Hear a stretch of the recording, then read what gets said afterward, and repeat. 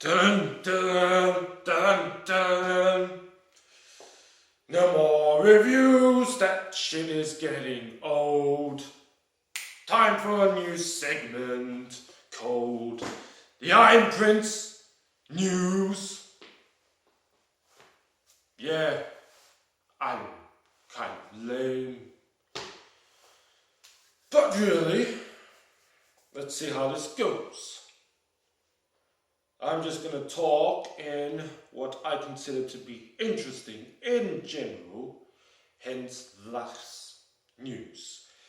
For starters, we'll begin with Pokemon, who is my general basis of being a passion and the first thing I pretty much got into when I was a kid. So the things I'll talk about today are in chronological order of what interests me the most throughout my life and onwards to present current time. Pokemon Sun and Moon, we are up to episode 30. And we're still on blasted Melee Island. The plot has been kind of on and off, slow pacing movement. However, that's finally going to change from the following episode and going in.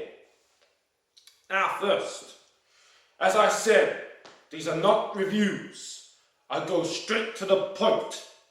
Straight to the, nitty witty. No bullshitting, no finicking around. Maybe a long video, but because I have various other topics to cover. So, Professor Cuckoo, our current teacher in the Pokemon School of Melee, comes up with a brilliant idea. All the students are to swap their Pokemon. Their main Pokemon, if they have more than one. Not everyone does. Yes, swap it for a whole weekend, indeed. So it's Friday in episode 30 when it first begins. And can you guess Lily's Chiron, being the Alolan Vulpix, who she gets swapped with? And they draw straws as well, so it's all determined by random, not pickings. I think you can assume who she swaps with. And this has been kind of teased on and off from episode 8. There was a segment. But either way, nonetheless, it's Ash, of course. Ash, and who is his number one partner? None other than Pikachu. So, Lily is tasked to take care of Pikachu for the whole weekend. And Ash temporarily has Chiron on his side, on his team, living with him. And that didn't pan out so well. Ash's side, the Chiron just completely ignoring him. Once again, this was a teaser back in episode 14 when it first hatched. It disregarded Ash, it would freeze him, didn't really like him so much, his attitude or in general. Ash tried to feed it, no, just completely ignored, went off separate from the other Pokemon, except it took a shining to Litten, so it laid beside Litten. The other Pokemon disregarded. And as it goes on,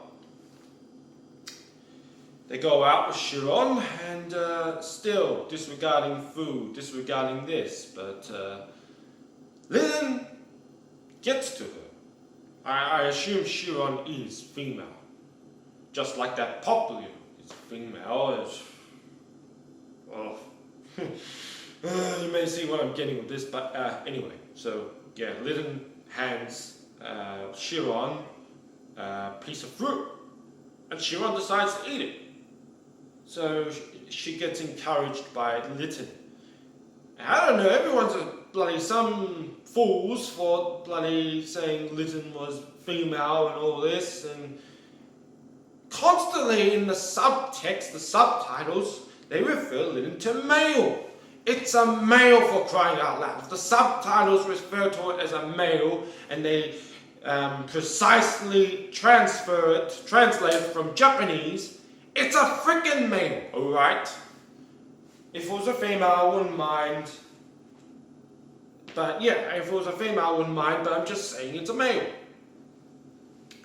Anyway, diverging or digressing, and yes, so finally, in the end, Ash does get through to Chiron with Litten's help, encouragement and all that.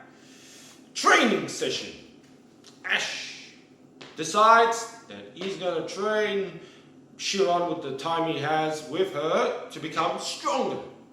Yeah. So, back in Lily's end. I'm not going to cover everyone else because that was all just lackluster, and something happened between Sophocles and Mallow's, what the hell, it was a bond suite, and Stine. Yeah, finally remember the name of that thing. Stine, something occurs that just, oh, so off, so wrong. You want to find out? Watch the episode for yourself. Yeah. Mello had a fun time with also Togedamaru as well. And yeah, etc. etc. Kiwi had Poplio, and Lana had the turtle leader. Lily is the main focus. It's a prime focus of this episode, and for good reason, because she is going to become very, extremely important into the plots that are to come in the not too distant future. Anyway, she feeds Pikachu. She tries to get close to Pikachu. And Pikachu, yeah, Pikachu's friendly. Not once has, to my knowledge or remembrance, has shocked Lily. So, kind of like a Serena concept thing. Yeah, all the other girls, they got shocked. Serena was the first one, Pikachu never shocked. Now Lily, yeah, Pikachu has never shocked. And is trying to get friendly towards her, but Lily's just to freak the hell out.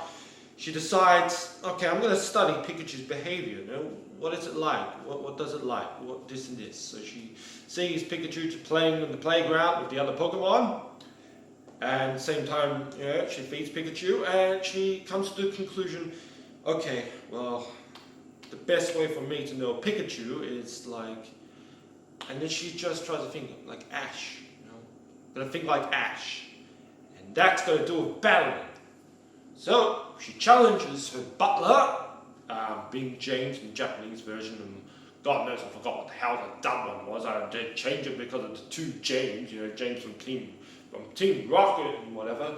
Yeah, so she battles the butler, and Pikachu is up against that bird, who Ash versed him with Rowlet, and Rowlet got destroyed. Well, he hasn't had Rowlet for long and inexperienced. Anyway, Pikachu's a different matter. Fucking Pikachu's taking hits. Oh, and doesn't look so good. And Lily can freak out. It's like, no, what do I do? But instinct, the mind of the inner trainer kicks in, and she realizes that no, neither Pokemon or trainer can win alone. They must work together. They must form a bond.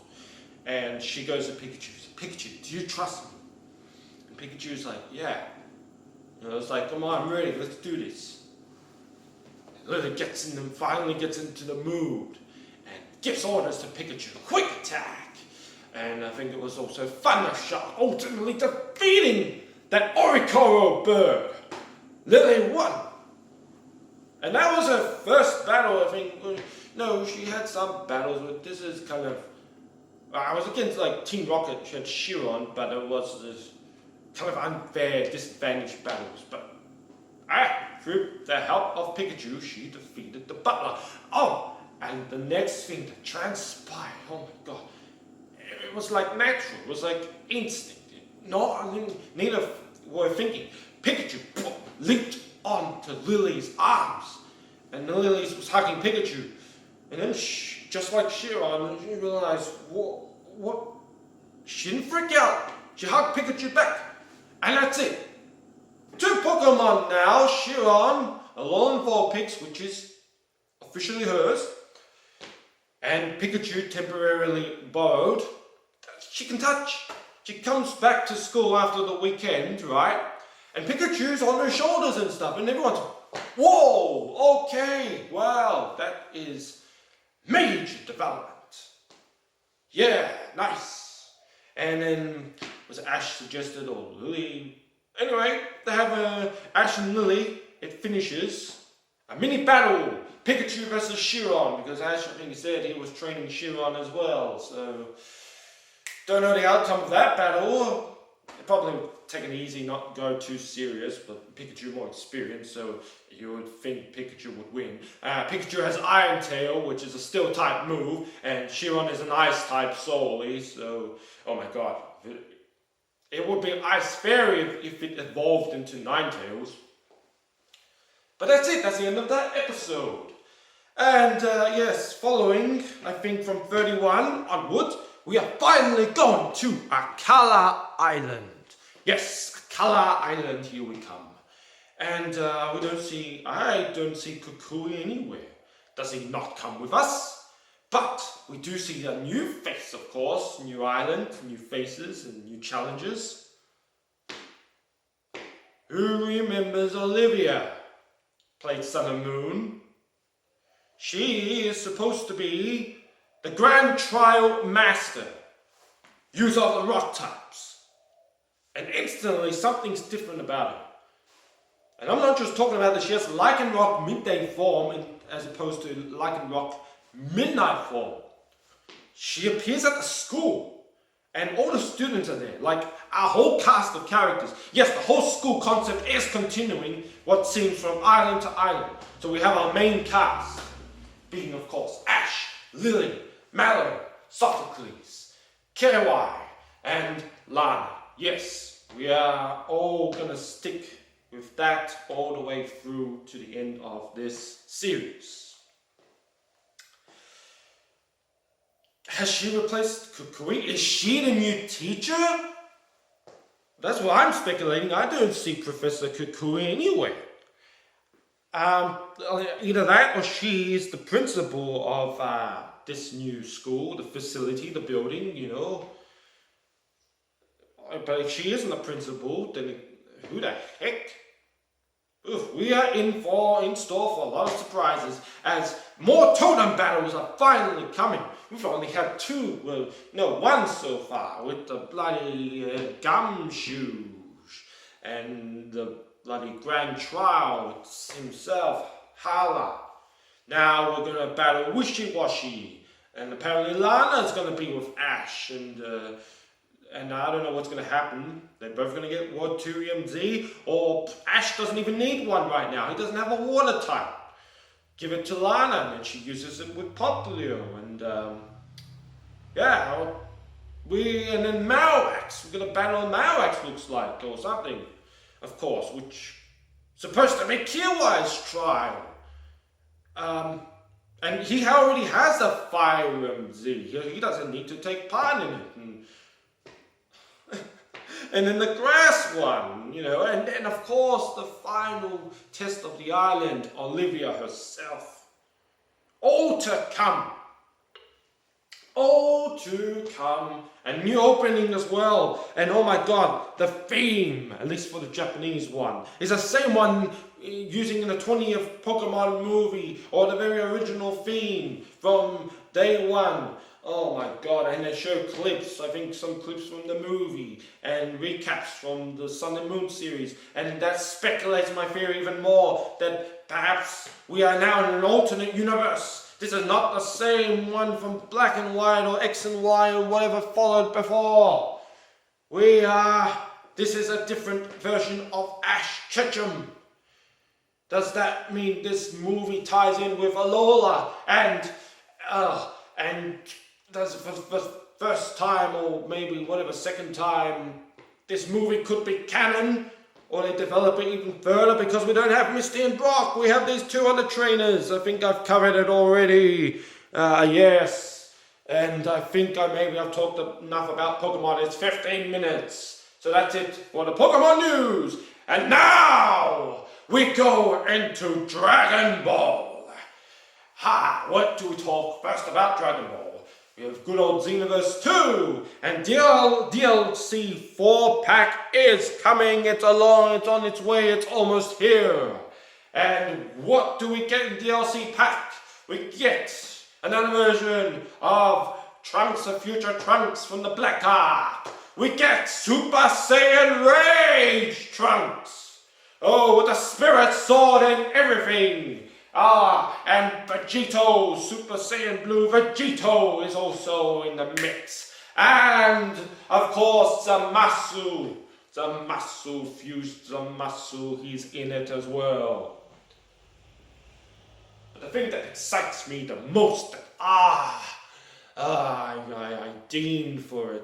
It's like I would have been happy if I just got that and nothing else. Like I opted for it. And now I kind of regretted that if you've seen the videos, I made videos that burst, Super Saiyan Rose, Goku Black. Have to do that all again, but it's fun because I'm gonna thrash him even more so this time.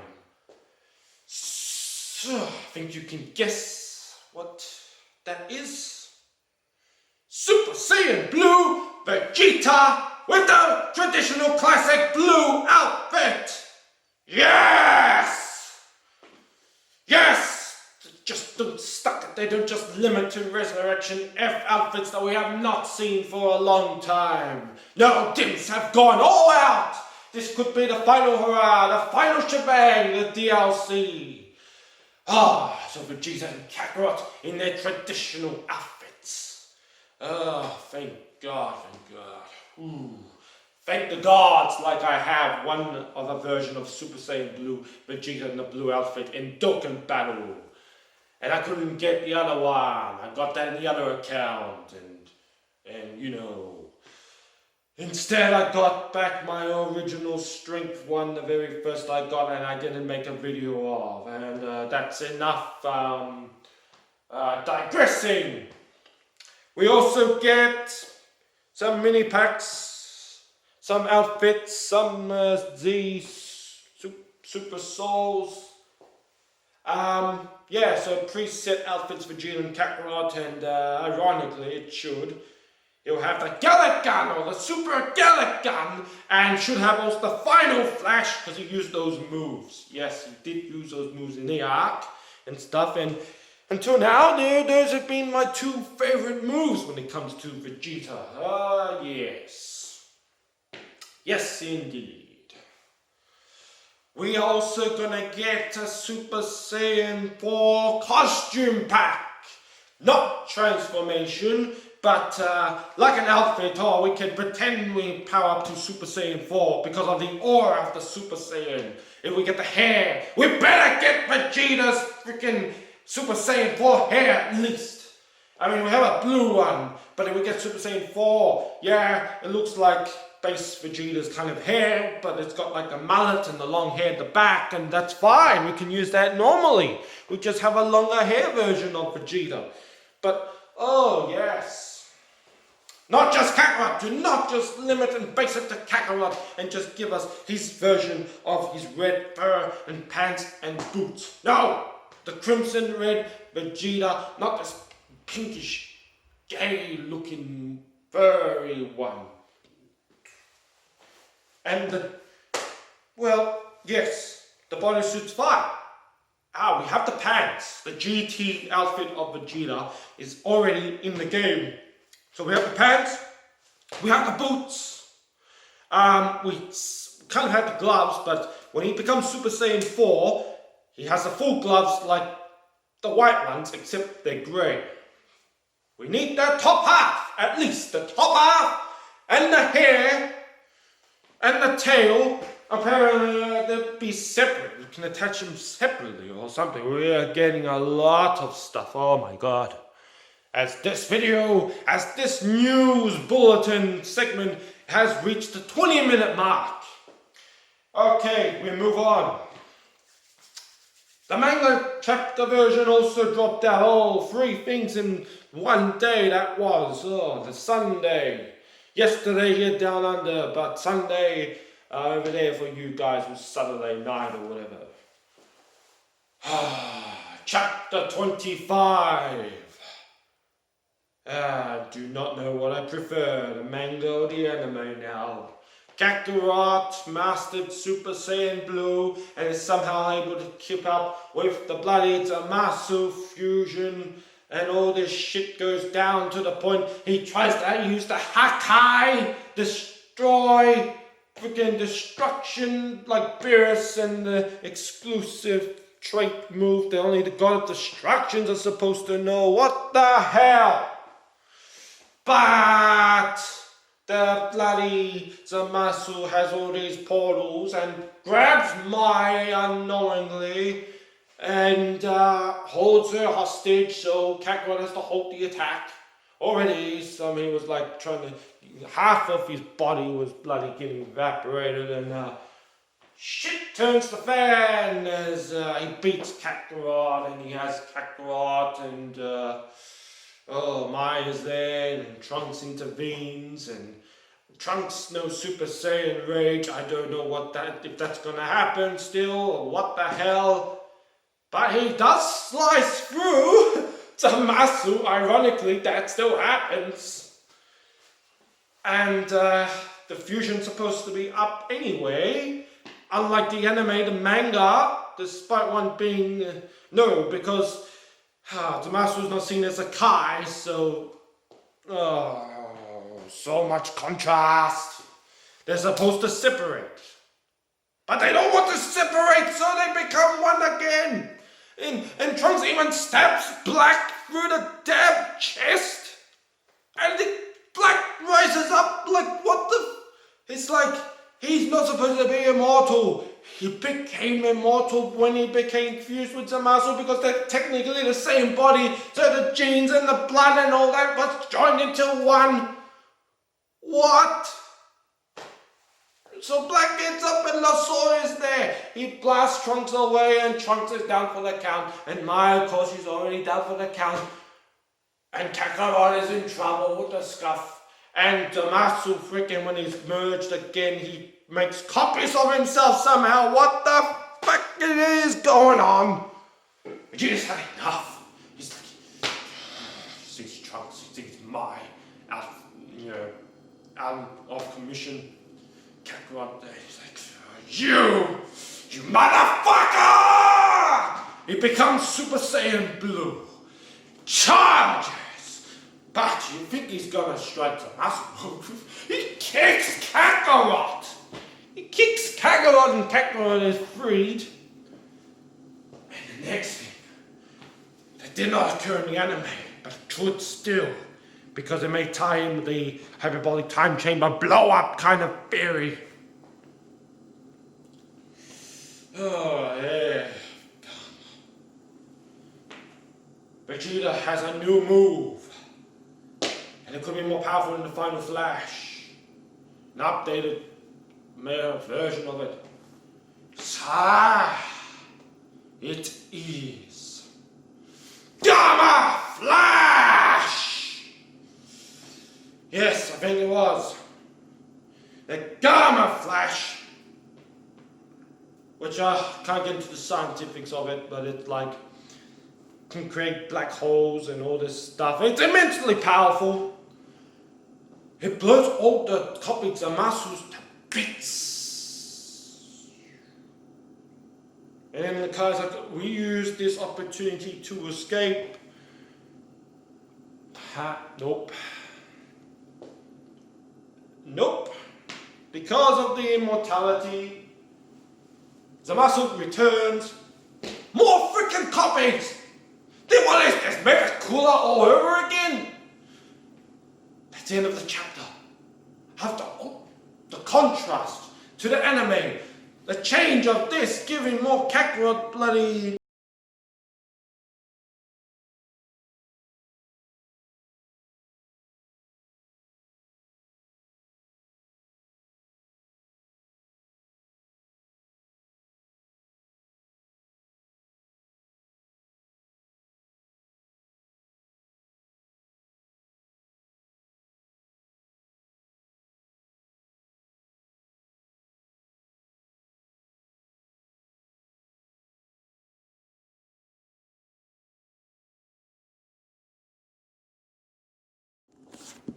You're in Kakarot ass pools instead of Trunks. It's still not over. Is the next chapter going to be the final one or what? Or is this going to stretch an episode, chapter 30? I'm so exhausted. But not to the point of ending this video. We go to the anime. Frieza's returned. And Frieza's still an untrustworthy motherfucker. He goes psycho as these assassins were sent from Universe 9 to kill him or prevent him from entering the tournament. And Kakarot's involved in the mix. And long story short, Frieza beats down on fucking everyone. It's like he was in hell all this time since Resurrection F. But apparently he's been able to do some training. Not physical training, but mental training. Everyone's getting ass pulls, super ass pulls, by mental strength wise. I must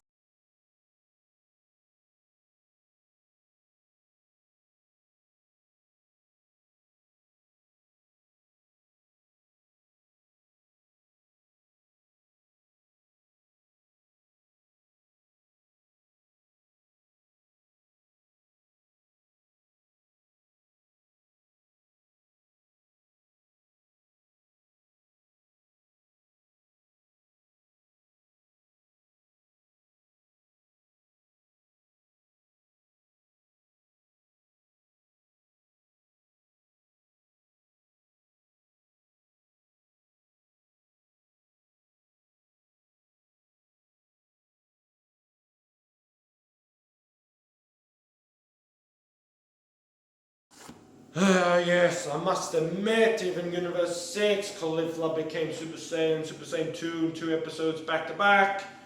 The way KO raged could be considered ass pulls, but Frieza, oh my god. One of the assassins was given the Hakai. It's like a blast thing, exclusive to the God of Destruction. The God of Destruction said, here, you borrow my power. And yeah, so it gets Frieza, it tricks Frieza, supposedly.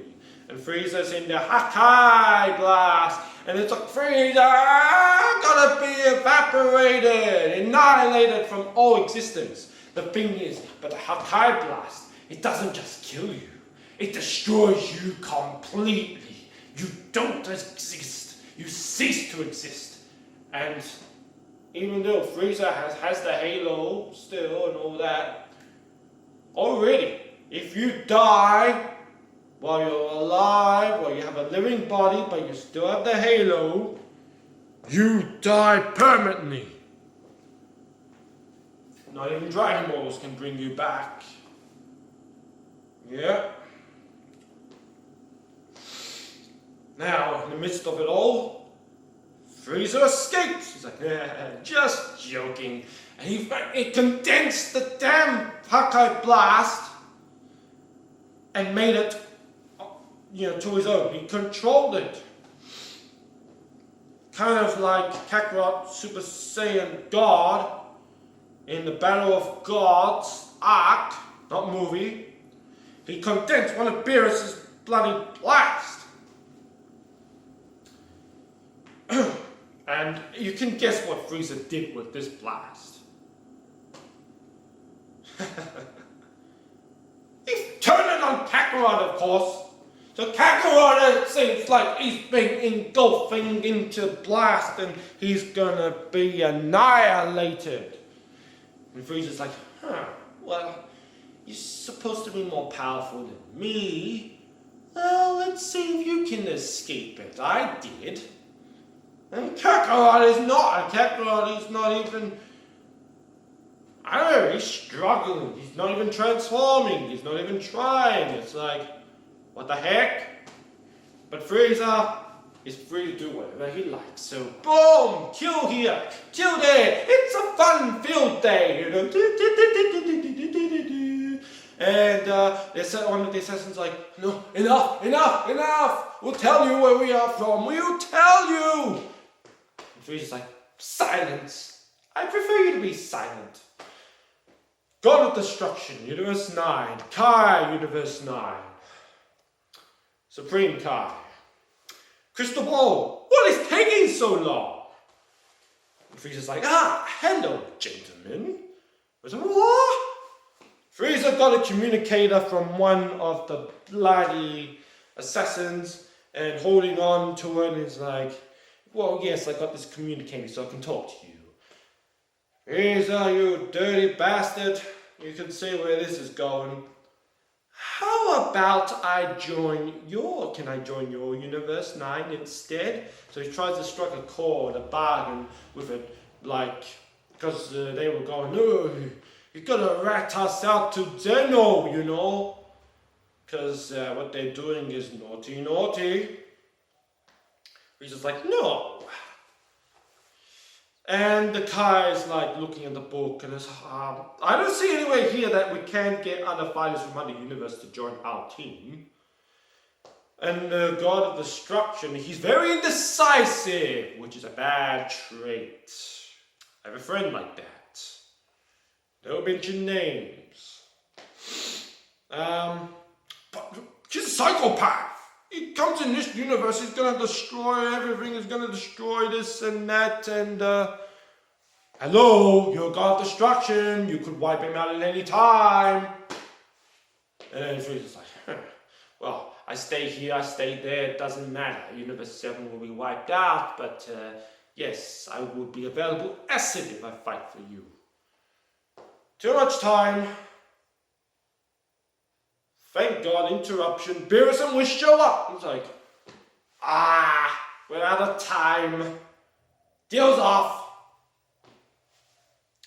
But Frieza's plotting. He's like, this tournament could be more beneficial than I think. I can manipulate the gods. I am much stronger now. And then Beerus is like, what are you doing to Goku? Kakarot's free, just like that, no effort. Beerus is still leagues and ways above, even there. Even Frieza's like, Beerus, you won't get your way forever, I'll find a way to get rid of you and all that. And Frieza has the potential to become a god of destruction. So we'll see how that plays out. He's going to meet Frost. Next episode, they're going to form a seemingly cunning plan of their own. Hopefully, tournament won't start, but hopefully I say Caulifla next episode, because a few episodes, none of the Universe 6 Saiyans were shown. Yeah. That's it for Dragon Ball. Frieza is fighting, as it stands right now, 10th member of Universe 7 in the Tournament of Power. And we're going to have an exhibition match between two of the other gods who have been exempt from the tournament.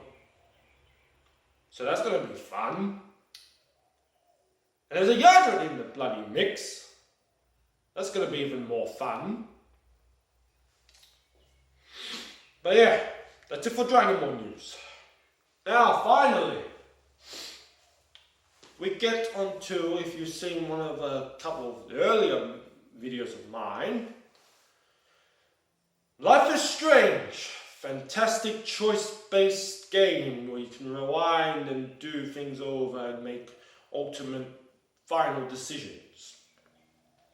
But ultimately, it would have the same outcome in the end. Two choices. Sacrifice someone you love for the sake of others, or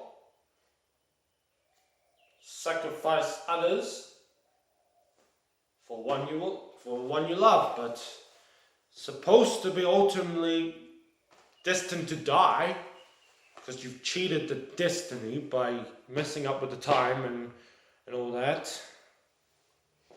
But yeah, so there's a sequel in the mix, but it's gonna have new characters, new story, new plot line, I don't know, new abilities maybe. I don't know if that's gonna interest me as much. Because Life is Strange, I've grown accustomed with the characters. Some more than others. But in August this year, 31st of August of this year, there's going to be a prequel to Life is Strange. Thank God, I did want that. I want more backstory, you know. And we're not going to play as original Max Caulfield. If you pre-order Deluxe Edition, there's a bonus, right? Where you can play as her. She's a younger version of her, because this is set 3 years before the events of Life is Strange. We play as the second main character of Life is Strange, right? Chloe Price. We actually play as her, which I love it, because she's my favorite character. Yeah, if you play the game, you can get a rough idea why. It's badass attitude. She's got, well, in Life is Strange, she's got blue hair. But nah, here she's got like blondish, like brown or honey or whatever you want to call it. She hasn't dyed her hair yet, so that's alright. She's 16, as opposed to Life is Strange, she's 19. Life is Strange Before the Storm is the official prequel, titled 3 episodes, which I speculate that each episode covers a year. Like, not a total year or whatever, otherwise the game would go forever. Just key events in the life of Chloe Price, how she becomes the way she is in Life is Strange, and Rachel Amber. Yes, a girl we heard a lot of theories about, and ultimately sad fate in Life is Strange.